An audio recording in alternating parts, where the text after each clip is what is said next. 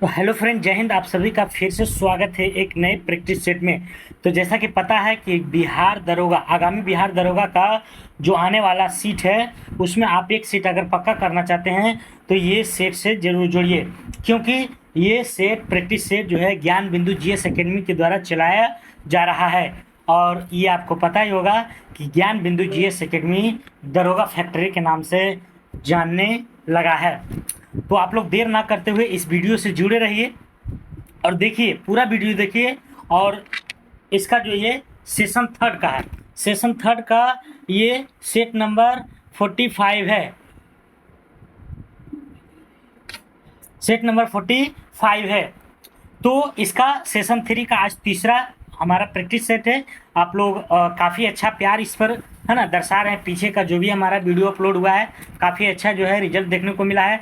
तो आप लोग इसी तरह से अपनी उपस्थिति को बनाए रखिए ताकि हमारा भी मनोबल बरकरार रहे। और एक रिक्वेस्ट है कि अगर जो नए हैं तो आप लोग समझ गए होंगे है ना कि क्या करना है। चैनल को एक बार सपोर्ट कर दीजिए भैया लोग, ठीक है। तो देरी ना करते हुए चलते हैं, आज की सेशन को स्टार्ट करते हैं। आप लोग सिर्फ ध्यान से सुनते जाइएगा और इसका पीडीएफ मेरा Telegram channel GK GS discussion है, उस पर जाके आप डाउनलोड कर सकते हैं और सेट को लगा भी सकते हैं। तो चलते हैं, स्टार्ट करते हैं। पहला क्वेश्चन कह रहा है असत्य का मिलान का चयन करें, मतलब इसमें असत्य कौन सा है। तो कह रहा है कुछ सभाएं हैं है ना, और उससे संबंधित उसके संस्थापक है। तो कह रहा कौन सा किसका संस्थापक है और इनमें से कौन सा गलत है। तो कह रहा आत्मीय सभा की अगर बात किया जाए तो आत्मीय सभा के संस्थापक राजा राम मोहन राय थे, तो बिल्कुल सही है ना। आत्मीय सभा के संस्थापक कौन थे? राजा राम मोहन राय, ये बिल्कुल सही है। साइंटिफिक सोसाइटी के संस्थापक सर अहमद खां थे, सर सैयद अहमद खां, तो ये भी सही है। साइंटिफिक सोसाइटी के संस्थापक कौन है? तो सर सैयद अहमद खां हैं। वेद समाज की अगर बात किया जाए तो वेद समाज के कौन है? शिवनारायण अग्निहोत्री, तो ये बिल्कुल गलत है। स्थापना कोई तो किए होंगे, तो केशवा चंद्र सेन ने किए। किसने किया? केशवा चंद्र सेन ने। तो करा आत्मीय सभा का किसने किया? राजा राम मोहन राय ने। साइंटिफिक सोसाइटी के सर सैयद अहमद खान ने, और वेद समाज के हैं केशवा Chandra Sen. Social service league, इसका संस्थापक कौन है? तो श्री नारायण मल्हार जोशी, श्री नारायण मल्हार जोशी, ये सोशल सर्विसिंग है ना, सोशल सर्विस लीग के संस्थापक है श्री नारायण मल्हार जोशी, श्री नारायण मल्हार जोशी। इस तरह से इसका चारों मिलान आप लोग याद रखिएगा, ठीक है। जिसका गलत था वेद समाज का, उसका केशवा चंद्र सेन है। अगला क्वेश्चन, तो 2 नंबर क्या करा है कि तालिकोटा के युद्ध में संयुक्त मोर्चा की तरफ से निम्न में से कौन शामिल नहीं हुआ था। तो कौन शामिल नहीं हुआ था? तो उसमें जो है ना तालिकोटा के युद्ध की अगर बात किया जाए तो 1565 में हुआ था, है ना। 1565 में हुआ था तालिकोटा का युद्ध। तो वही कह रहा है कि तालिकोटा के युद्ध में संयुक्त मोर्चा, एक तरफ संयुक्त मोर्चा था और दूसरी तरफ विजयनगर था। एक तरफ संयुक्त मोर्चा था, दूसरी तरफ विजयनगर था, जिसमें विजयनगर के हार हुई थी। तो वही कह रहा है कि संयुक्त मोर्चा की तरफ से कौन शामिल नहीं हुआ था, मतलब कौन हुआ था और इनमें से कौन नहीं हुआ था। तो इसमें नहीं होने वाला जो है बरार है। कौन नहीं होने वाला है? बरार जो है शामिल नहीं हुआ था। बाकी बीजापुर था, गोलकुंडा था, बीदर था, अहमदनगर था, ये चारों मिलकर के जो है ना विजयनगर को संयुक्त मोर्चा की ओर से हरा दिया गया, लेकिन इसमें बरार सम्मिलित नहीं था। तो काफ़ी इंपॉर्टेंट क्वेश्चन है। आगे चलते हैं। निम्नलिखित सूफीवाद के सिलसिले में कौन संगीत के विरुद्ध था? कह रहा सूफीवाद के सिलसिले में संगीत के विरुद्ध था। सूफीवाद के सिलसिले में कौन संगीत के विरुद्ध था? तो कौन था? तो ये था आपका नक्शबंदी। कौन सा था? नक्शबंदी। कह रहा सूफीवाद के सिलसिले में कौन संगीत के विरुद्ध था? तो नक्शबंदी संप्रदाय के जो थे वो संगीत के क्या थे? विरुद्ध थे। अलाउद्दीन खिलजी के रणथंभौर पर आक्रमण के समय वहां का शासक कौन था? अलाउद्दीन खिलजी है ना, जो कि सल्तनतकालीन शासक है, खिलजी वंश के जो है ना ये शासक है। तो अलाउद्दीन खिलजी के रणथंभौर पर आक्रमण के समय वहां का शासक कौन था? तो कौन था? हमीर देव था। कौन था? हमीर देव। अलाउद्दीन खिलजी के रणथंभौर पर आक्रमण के समय वहां के शासक कौन था? हमीर देव। हमीर देव। बादशाह नामा की रचना किसने किया था?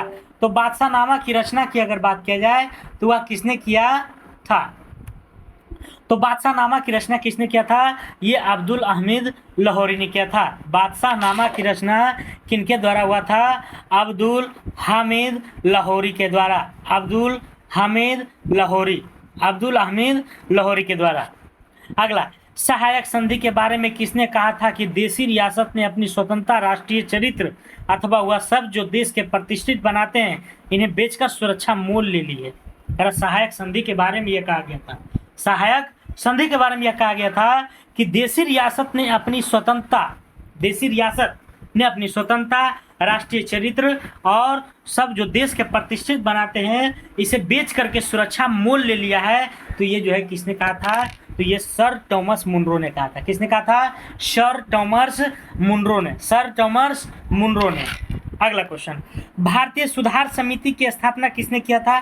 भारतीय सुधार समिति की स्थापना तो दादा भाई नौरोजी के द्वारा। भारतीय सुधार समिति की स्थापना किसके द्वारा? तो दादा भाई नौरोजी। दादा भाई नौरोजी की अगर बात किया जाए तो इनको बायोवृत पुरुष भी कहते हैं, बायोवृत पुरुष कहते हैं दादा भाई नौरोजी को। अगला, निम्नलिखित में से किसने स्वदेशी आंदोलन का नेतृत्व दिल्ली में किया था? स्वदेशी, तो स्वदेशी मतलब क्या होता है? जो अपना देश में जो है ना, स्वदेशी है ना, स्वदेशी इधर के। किसने स्वदेशी आंदोलन है ना, स्वदेशी आंदोलन का नेतृत्व दिल्ली में किया था? तो दिल्ली में करने वाला कौन है? सैयद हैदर रजा ने, सैयद हैदर रजा ने। कारण निम्नलिखित में से किसने स्वदेशी आंदोलन का नेतृत्व दिल्ली में किया था? तो सैयद हैदर रजा ने, सैयद हैदर रजा, सैयद हैदर रजा ने। अगला, एक तरफ राजवंश है, दूसरी तरफ उसका संस्थापक है। तो राजवंश है और दूसरी तरफ उसका संस्थापक है। तो कह रहा कारकोट वंश के संस्थापक कौन है? कारकोट वंश के अगर संस्थापक की बात किया जाए तो दुर्लभ वर्धन है, दुर्लभ वर्धन। कारकोट वंश के संस्थापक दुर्लभ वर्धन है। उत्पल वंश के संस्थापक अवंती वर्मन है, अवंती वर्मन है। लोहार वंश के संस्थापक संग्राम राज है और पल्लव वंश के सी वर्मन चतुर्थ हैं। तो एक बार फिर से रिकॉल करते हैं, है ना, आप लोग ध्यान से सुनिएगा। कारकोट वंश अगर देखा जाए तो दुर्लभ वर्धन, दुर्लभ वर्धन। कारकोट वंश के संस्थापक कौन है? दुर्लभ वर्धन है। कारकोट वंश के संस्थापक कौन है? दुर्लभ वर्धन। उत्पल वंश की अगर बात किया जाए तो किसका है? अवंती वर्मन का। उत्पल वंश के संस्थापक कौन है? अवंती वर्मन का। लोहार वंश के अगर देखा जाए तो संग्राम राज है और पल्लव वंश के देखा जाए तो सी वर्मन चतुर्थ है। इस तरह से इसका मिलान आप लोग कर लीजिएगा। अगला क्वेश्चन है 10 नंबर, कह गलत मिलान का चयन करें, इसमें से गलत कौन सा है? कह रहा एक तरफ उसका देश है, दूसरी तरफ राजधानियां हैं। तो कह रहा ईरान के तेहरान बिल्कुल सही है, ईरान का तेहरान होता है। इराक के बगदाद ये भी सही है। बहरीन के मनामा, बहरीन के मनामा, बहरीन के मनामा ये भी सही है। यमन के अगाना, यमन के अगाना बिल्कुल गलत है। तो यमन के कहाँ है? आप लोग जो है कमेंट करके बताइएगा कि राजधानी कहाँ है। तो ईरान के तेहरान, इराक के बगदाद, बहरीन के मनामा। अगला क्वेश्चन, सूची एक को सूची 2 से सम्मिलित कीजिए तथा दिए गए कूट का सहायता से उत्तर का चयन कीजिए। तो कह रहा हैदराबाद के संस्थापक कौन थे? एक तरफ संस्थापक दिया, एक तरफ उसका नाम है। तो हैदराबाद के कौन थे? निजामुल मुल्क थे। अवध के जो है ना सादत खां है। बंगाल के मुर्शीद कुली खां है। केरल के, तो इसमें क्या करना है? इसे उत्तर का चयन कीजिए, कूट की सहायता से उत्तर का चयन कीजिए। तो इसका तो 1, 2, 3 और 4 हो जाएगा, 1, 2, 3 और 4।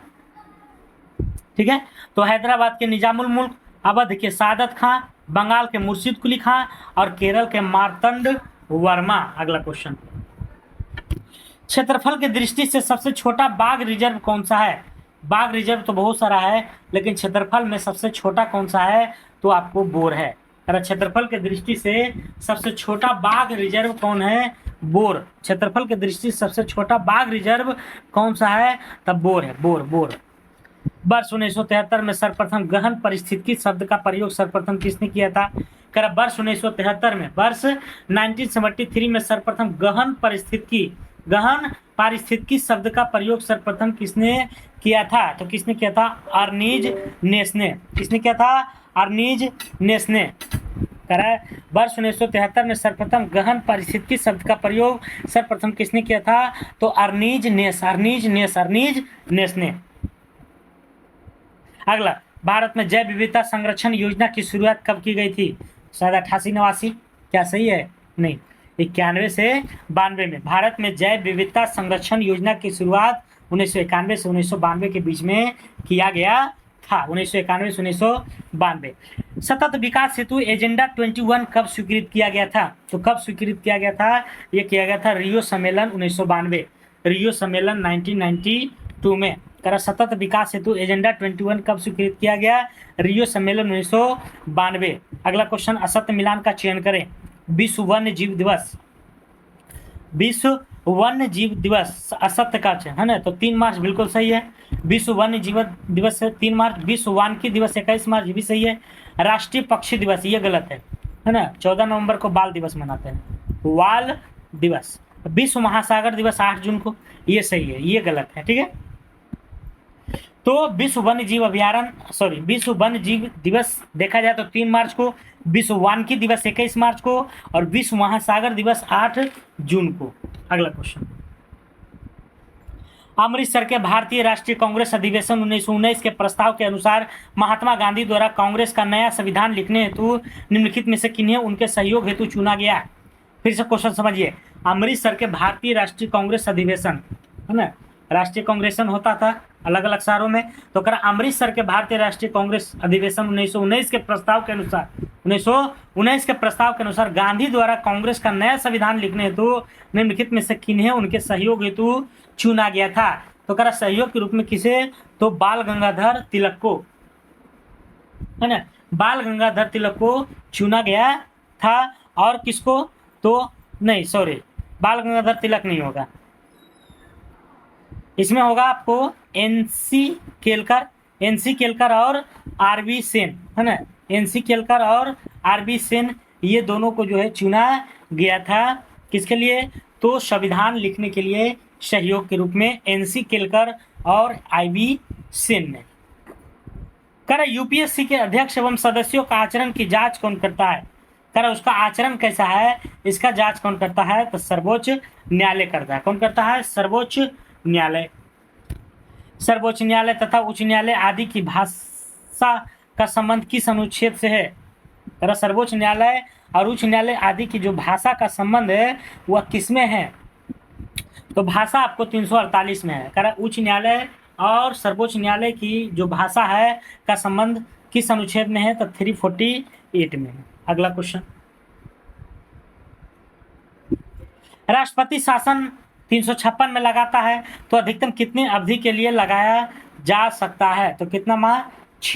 3 वर्ष तक। कितना अधिकतम लगाया गया? तो 3 वर्ष तक, मतलब 6 महीना लगाया जाता है, लेकिन 6 महीना कर करके आप 3 साल तक उसको इंक्रीज कर सकते हैं। अगला क्वेश्चन, अभी तक कुल कितने बार परिसीमन आयोग का गठन किया गया है? तो 4 बार। अभी तक कितने बार? तो 4 बार परिसीमन आयोग का गठन किया गया है। जनगणना 11 के अनुसार न्यूनतम लिंगानुपात वाले राज्यों का सही क्रम बढ़ते क्रम में है, मतलब सबसे छोटा है तो हरियाणा है, ये है। उसके बाद कौन है? तो उसके बाद अगर देखा जाए तो जम्मू कश्मीर है, फिर सिक्किम है। तो हरियाणा, जम्मू कश्मीर और सिक्किम। अगला क्वेश्चन, किस वायसराय ने भारतीय शासन में पहली बार संविभागीय प्रणाली की शुरुआत किया? किस वायसराय ने भारतीय शासन में पहली बार संविभागीय प्रणाली की शुरुआत किया था? तो किसने किया था? लॉर्ड कैनिंग ने। लॉर्ड कैनिंग ने किस वायसराय ने भारतीय शासन में पहली बार संविभागीय प्रणाली, पोर्टफोलियो सिस्टम की शुरुआत किया? Lord Canning. भारतीय संविधान में उपराष्ट्रपति का पद किस देश से लिया गया है? उपराष्ट्रपति का पद किस देश से? तो अमेरिका से।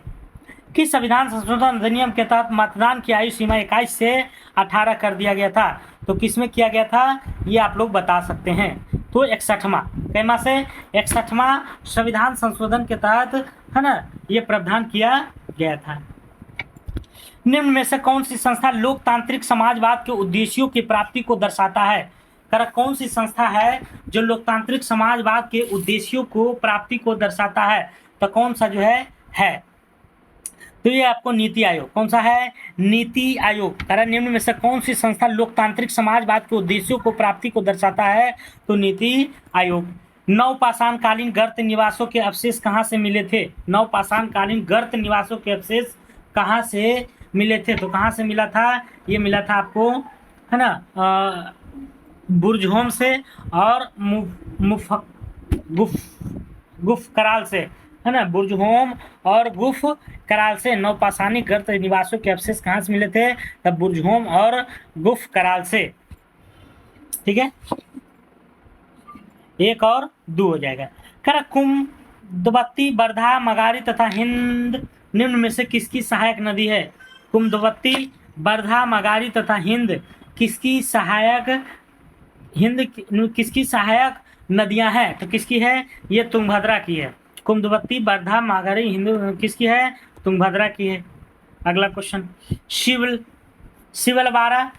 सिवलवारा राष्ट्रीय उद्यान कहाँ अवस्थित है, सिवलवारा राष्ट्रीय उद्यान कहाँ है, तो आपको जो है हिमाचल प्रदेश में है। कहाँ है, हिमाचल प्रदेश में। सिवलवारा राष्ट्रीय उद्यान कहाँ है, हिमाचल प्रदेश में। पुनासा जलप्रपात किस नदी पर अवस्थित है, पुनासा जलप्रपात किस नदी पर अवस्थित है, तो किस नदी पर है, आपको चंबल होगा, चंबल नदी पर। किस पर है, चंबल नदी पर है। कह रहा पुनासा जलप्रपात किस नदी पर है, चंबल नदी पर। केंद्रीय कृषि मौसम विज्ञान केंद्र का मुख्यालय कहाँ अवस्थित है, कह रहा केंद्रीय कृषि मौसम विज्ञान केंद्र का मुख्यालय कहाँ अवस्थित है, तो पूना में। भारत में सबसे बड़ा मसाला उत्पादक राज्य कौन है, तो केरल। कौन सा है, केरल है, केरल नहीं, आंध्र प्रदेश है जी। भारत में सबसे बड़ा मसाला उत्पादक राज्य कौन सा है, तो आपको आंध्र प्रदेश है। कौन सा है, आंध्र प्रदेश है। किस खनिज पदार्थों को उद्योग की रोटी कहा जाता है, कौन सी खनिज पदार्थ है जिसको उद्योग की रोटी कहते हैं, तो कौन सी है, ये आपको कोयला है। कह किस खनिज पदार्थों को उद्योग की रोटी कहते हैं, कोयला। भारत में आधुनिक ढंग से सीमेंट बनाने का पहला कारखाना कब लगाया गया है, भारत में, भारत की बात की जा रही है, तो 1904 में, 1904 ईस्वी में भारत में आधुनिक ढंग से सीमेंट बनाने का पहला कारखाना लगाया गया है 1904 में। मौर्य वंश के शासन के दौरान स्थानिक कौन था, स्थानिक किसे कहते थे या कौन था, तो जिला प्रशासक। कौन था, जिला प्रशासक, जिला प्रशासक, जिला प्रशासक। कह मौर्य वंश के शासन के दौरान स्थानिक कौन था, तो जिला प्रशासक, जिला प्रशासक था। अगला क्वेश्चन, सप्तांग सिद्धांत को किसने प्रतिपादित किया था, सप्तांग सिद्धांत को किसने, तो कौटिल्य ने। कह सप्तांग सिद्धांत को किसने प्रतिपादित किया है, कौटिल्य ने। नीचे दिए गए राज्यों को संपूर्ण राज्य का दर्जा प्राप्त होने का सही कालानुक्रम कौन है, मतलब पहले किसको, उसके बाद किसको, उसके बाद किसको राज्य का दर्जा मिला है, तो इसका आंसर अगर देखा जाए तो डी हो जाएगा। ठीक है, मिजोरम, अरुणाचल प्रदेश और गोवा। क्या कह रहा था 38 नंबर, कह रहा किस निर्णय के द्वारा यह निर्धारित किया गया कि संविधान के आधारभूत लक्ष्यों की रक्षा करने का अधिकार न्यायालय का है और न्यायालय द्वारा इस आधार पर किसी भी संशोधन का पुनर्वलोकन कर सकता है। मतलब संशोधन जो भी होता है संविधान में, तो उसका जो है पुनर्वलोकन मतलब फिर से जांच पड़ताल कर सकता है। तो वह जो है किस केस में हुआ था, मिनर्वा मिल्स बनाम भारत संघ, जो कि कब हुआ था, 1908 में, 1980 में। अगला, निम्नलिखित घटनाओं को कालानुक्रम अनुसार व्यवस्थित कीजिए और नीचे के कूट से उत्तर का चयन कीजिए। हंटर आयोग, सैडलर आयोग, वुड घोषणा पत्र, सार्जेंट योजना, ये सब जो है कब आया था इसके बारे में बताना। तो इसका आंसर हो जाएगा 3, 1, 2 और 4। पहले हुआ था वुड घोषणा पत्र, फिर हुआ था आपको हंटर आयोग, है ना, फिर हुआ था आपको सैडलर आयोग और सार्जेंट योजना। अगला क्वेश्चन, कर तमिलनाडु के बंधुआ खेत मजदूर कृषि दास कहलाते थे, तमिलनाडु के बंधुआ खेत मजदूर कृषि दास कहलाते थे, तो क्या कहलाते थे, आपको पनियाल कहलाते थे। क्या कहलाते थे, पनियाल, पनियाल। कर तमिलनाडु के बंधुआ खेत मजदूर कृषि दास क्या कहलाते थे, पनियाल। 1857 ईस्वी की क्रांति में अंग्रेजों व जोधपुर की संयुक्त सेना को पराजित करने वाला कौन था, 57 की क्रांति में अंग्रेजों व जोधपुर की संयुक्त सेना को पराजित करने वाला कौन था, तो कौन था आपका, ये था आपको आउबा के ठाकुर कुशल सिंह। आउवा के ठाकुर कुशल सिंह थे। 1857 ईस्वी की क्रांति में अंग्रेजों व जोधपुर की संयुक्त सेना को पराजित करने वाला कौन था? तो आउवा के ठाकुर कुशल सिंह।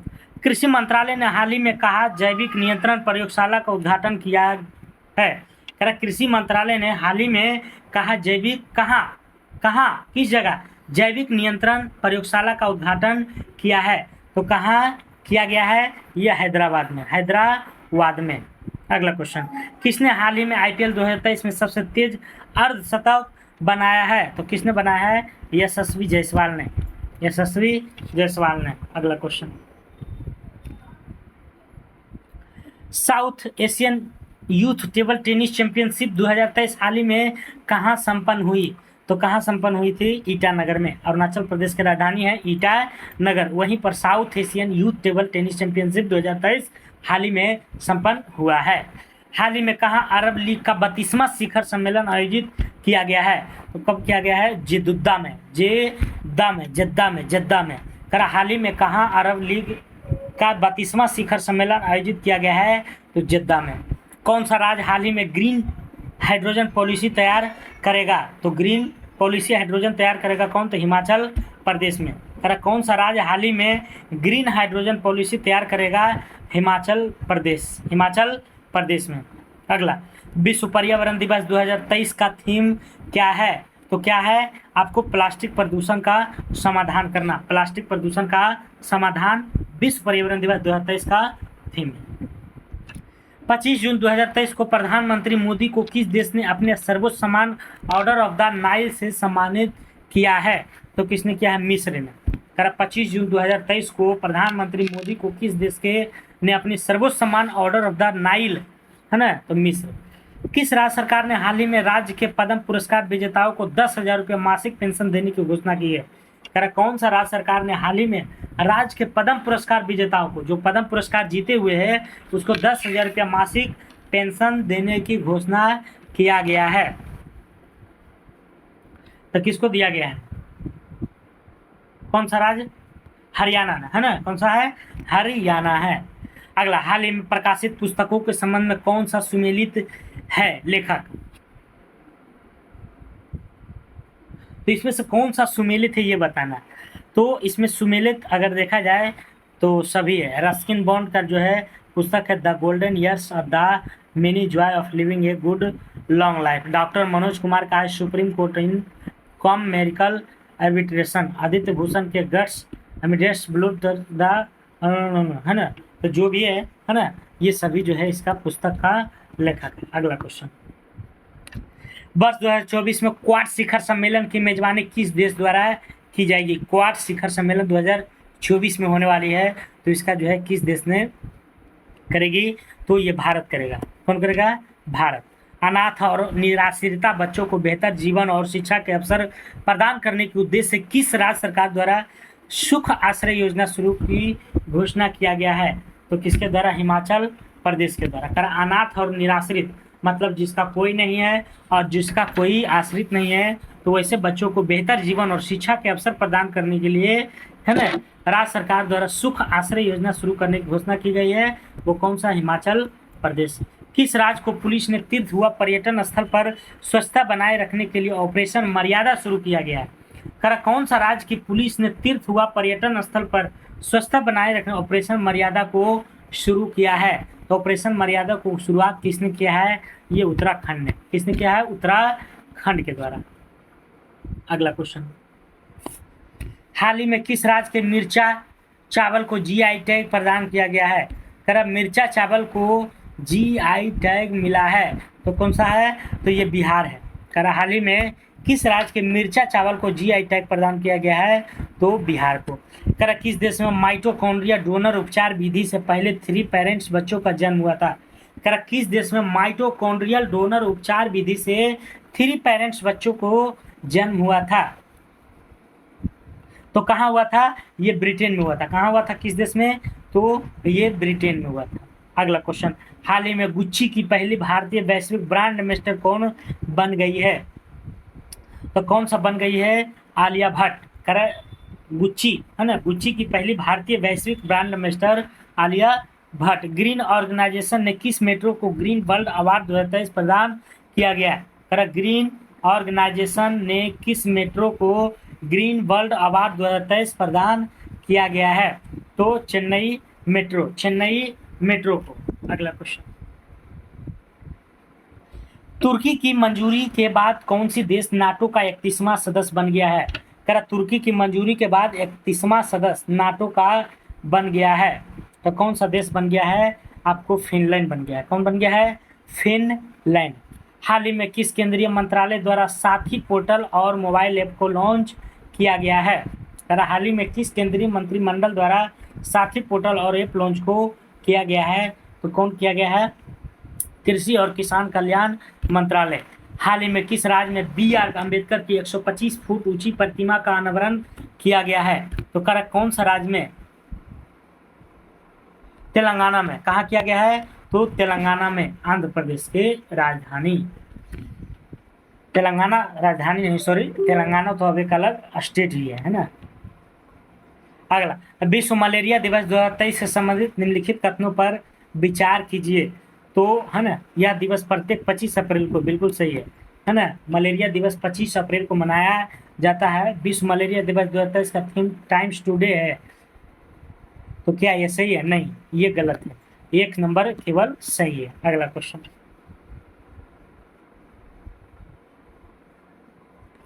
एक माइक्रोन लंबाई प्रदर्शित करता है कितना? 1 माइक्रोन कितना प्रदर्शित करता है? तो 10 पर पावर -4 सेंटीमीटर की, है ना। 1 माइक्रोन लंबाई प्रदर्शित कितना करता है? 10 पर -4 सेंटीमीटर की। निम्नलिखित में से कौन सी राशि सदिश नहीं है? तो इसमें सदिश नहीं पूछ रहा है, तो सदिश इसमें से कौन नहीं है? तो आयतन सदिश नहीं है। लोलक की काल अवधि पड़ता है, तो उसके लंबाई पर करता है, लंबाई के ऊपर निर्भर करता है। अगला क्वेश्चन, साबुन के पतले झाग में चमकदार रंगों का बनना, है ना, ये तो व्यतिकरण होता है। जैसे आंसर में क्या है? तो व्यतिकरण, बिल्कुल बहुलिक परिवर्तन और व्यतिकरण, परिवर्तन और व्यतिकरण के माध्यम से। अगला क्वेश्चन, फ़ारेनहाइट पैमाने पर तापमान 200 फ़ारेनहाइट है, इसका मान सेल्सियस पैमाने पर क्या होगा? तो अगर फार्मूला आपको याद है तो आप आसानी से इसे निकाल लीजिएगा। इसका आंसर हो जाएगा 93.3 डिग्री सेंटीग्रेड। परमाणु रिएक्टर क्या है? 67 में परमाणु रिएक्टर क्या है? तो आणविक भट्ठी है। परमाणु रिएक्टर क्या है? आणविक भट्ठी। अगला क्वेश्चन, इलेक्ट्रॉनिक कंप्यूटर का आविष्कार किसने किया था? इलेक्ट्रॉनिक कंप्यूटर का आविष्कार किसने किया था? तो किसने किया था? Doctor Alan M Turing. Doctor Alan M Turing. अगला, अपने कीबोर्ड के केबल को आप कंप्यूटर के किस पोर्ट पर लगाते हैं? किस पोर्ट पर इसको आप लगाते हैं, ये पूछ रहा है। तो किस पर लगाता है? यूएसबी पोर्ट पर, है ना। देखते हैं, इसमें यूएसबी लगा रहता है और उसी पोर्ट में लगाया। चंद्रयान 2 अंतरिक्ष यान को प्रक्षेपित करने के लिए इसरो द्वारा किस जियो सिंक्रोनस उपग्रह प्रक्षेपण यान का प्रयोग किया गया था? तो किसका किया गया था? GSLV MK3 M1। GSLV MK3 M1। निम्नलिखित में से कौन सा कण आवेश रहित है, जिसमें कोई आवेश नहीं है? तो न्यूट्रॉन। कौन सा नहीं है? न्यूट्रॉन। क्रोमैटोग्राफी का तकनीकी का प्रयोग होता है। क्रोमैटोग्राफी की तकनीक का प्रयोग किया जाता है ना। तो किसमें किया? एक मिश्रण से पदार्थों को अलग करने में। एक मिश्रण से पदार्थों को अलग करने में। जंग रहित लोहा बनाने में प्रयुक्त होने वाली महत्वपूर्ण धातु कौन सी है? तो कौन सी है? क्रोमियम। जंग रहित लोहा बनाने में प्रयुक्त होने वाला महत्वपूर्ण धातु कौन है? क्रोमियम है। वह हैलोजन जिसका उपयोग पीड़ाहारी की तरह किया जाता है, तो पीड़ाहारी की तरह किया जाता है ब्रोमीन को। वह हैलोजन जिसका उपयोग पीड़ाहारी की तरह किया जाता है, वह कौन है? तो ब्रोमीन। निम्नलिखित में से कौन सा पॉलीमर नहीं है? तो पॉलीमर इसमें नहीं है आपको कैप्रोलैक्टम। कैप्रोलैक्टम। अगला क्वेश्चन, निम्नलिखित में से कौन सा एक सही सुमेलित नहीं है? नहीं है तो फूलों की खेती फ्लोरिकल्चर की तो सही है। ये क्या है? सही है। फसलों की खेती एग्रोनॉमी भी सही है। सब्जियों की खेती हार्टिकल्चर। फलों की खेती पोमोलॉजी। फूलों की खेती था फ्लोरिकल्चर, लेकिन सब्जियों की खेती हार्टिकल्चर, ये गलत है। अगला, निम्न में से कौन सी वास्तविक रूप से मछली है? तो इसमें समुद्री घोड़ा जो है बिल्कुल सही है। समुद्री घोड़ा क्या है? वास्तविक मछली है। अगला क्वेश्चन, शैवाल और कवक मिलने से लाइकन बनता है, उसे क्या कहते हैं? तो उसे क्या कहलाता है? म्यूटिलिज्म।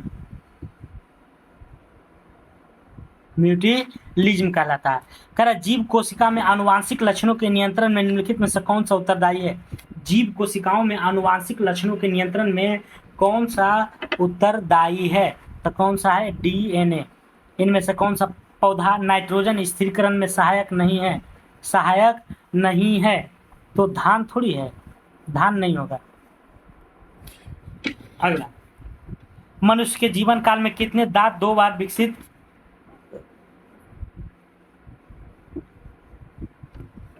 कर मनुष्य के जीवन काल में कितने दांत 2 बार विकसित होते हैं? तो 2 बार विकसित होते हैं 20 दांत। मनुष्य के जीवन काल में कितने दांतों 2 बार विकसित होते हैं? तो 20 दांत। निम्नलिखित में से कौन सा एंजाइम ग्लूकोज को एथेनॉल में परिवर्तित करने को प्रेरित करता है? करा कौन सा एंजाइम ग्लूकोज को एथेनॉल में परिवर्तित करने को प्रेरित करता है? तो कौन सा एंजाइम हो जाएगा? जाइमेज। साइनोकोबाल्मिन है। साइनोकोबाल्मिन क्या है? तो ये हो जाएगा आपको विटामिन B12। विटामिन B12 है साइनोकोबाल्मिन। मानव शरीर में निम्नलिखित हार्मोनों में से कौन सा रक्त कैल्शियम और फॉस्फेट की विनियमित करता है? कैल्शियम और फॉस्फेट को विनियमित करता है। तो कौन करता है? पाराब2 हार्मोन पैराथायराइड। अगला क्वेश्चन, डाउन सिंड्रोम एक आनुवांशिक विकार है जो होता है, किस में होता है? डाउन सिंड्रोम किस में होता है? तो ये होता है आपको गुणसूत्रों की संख्या में परिवर्तन के कारण। गुणसूत्रों की संख्या में परिवर्तन के कारण जो है डाउन सिंड्रोम हो जाता है। यदि समाज में क्रांति लानी हो तो क्रांति का नेतृत्व नवयुवकों के हाथों में दे दो, यह कथन किसका है? तो ये किसका है? जोसेफ मेजनी का। अगला क्वेश्चन, आर्क ड्यूक फर्डिनेंट और इसकी पत्नी की हत्या किस घटना के रूप में जानी जाती है? तो किसके रूप में जानी जाती है? ये जानी जाती है आपको प्रथम विश्व युद्ध के। आर्क ड्यूक फर्डिनेंट और इसकी पत्नी की हत्या किस घटना के रूप में जानी जाती है? तो प्रथम विश्व युद्ध। आर्क ड्यूक फर्डिनेंट और इसकी पत्नी की हत्या किस घटना के रूप में जानी जाती है? प्रथम विश्व युद्ध। आकाशगंगा में सबसे चमकदार तारा कौन है? तो सबसे चमकदार कौन सा है? ये आपको साइरस है। विषुवत रेखा किस देश में होकर गुजरती है? तो विषुवत रेखा बहुत देशों में गुजरती है। तो कह रहा इसमें से कौन देशों से गुजरती है? तो ब्राजील से। ज्वालामुखी पर्वत माउंट सेंट हेलेंस कहाँ स्थित है? कहाँ स्थित है? तो अमेरिका में। कह रहा ज्वालामुखी पर्वत माउंट सेंट हेलेंस कहाँ स्थित है? अमेरिका में। अगला क्वेश्चन, कौन सी एक स्थानीय पवन है जो साइबेरिया से बाहर की ओर प्रवाहित होती है? कौन सी है? तो हिम झंझावत ब्लिजर्ड। कारण निम्नलिखित में से कौन सी एक स्थानीय पवन है जो साइबेरिया से बाहर की ओर प्रवाहित होती है? तो हिम झंझावत। भारत में गरीबी को परिभाषित किया गया है कैसे? तो इसमें जो है कैलोरी प्राप्ति से, कितना कैलोरी मिल रहा है। कह शांता कुमार समिति का निम्न में से किससे संबंधित है? शांता कुमार समिति का संबंध किससे है? तो ये आपको FCI से। किससे है? FCI के पुनर्गठन से। अगर किसी सार्वजनिक क्षेत्र की कंपनी को नवरत्न का दर्जा प्राप्त करने हैं तो 100 में से कुल कितने अंक लाने होते हैं नवरत्न कंपनी बनने के लिए? तो लगभग जो है 60 अंक लाना पड़ता है, तभी आप नवरत्न कंपनी के क्षेत्र में। कह जिला साख योजना बनाई जाती है। जिला साख योजना बनाई जाती है, किसमें बनाई जाती है? तो ये लीड बैंक के अंतर्गत जिला साख योजना बनाई जाती है, लीड बैंक के अंतर्गत। लीड बैंक के अंतर्गत। तो ये था आज का 95 क्वेश्चन। बाकी शेष 5 वो मैथ और रीजनिंग है, आप लोग इसे भी बनाने की कोशिश कीजिएगा। तो आज का क्लास कैसा लगा जरूर बताइएगा कमेंट बॉक्स में, और कोई अगर मिस्टेक हो जाता है बाय मिस्टेक तो उसे थोड़ा सा कोऑपरेट कीजिएगा, ठीक है ना? लगे कि नहीं हम कोई चीज़ गलती बता दी हैं तो आप उसे सही करके ही पढ़िएगा, ठीक है। क्योंकि मैं भी नहीं चाहता हूँ कि आपको गलती पढ़ाएं। ठीक है, तो आज के लिए इतना ही दोस्तों। आप सभी को जय हिंद, जय भारत, स्वस्थ रहिए, मस्त रहिए।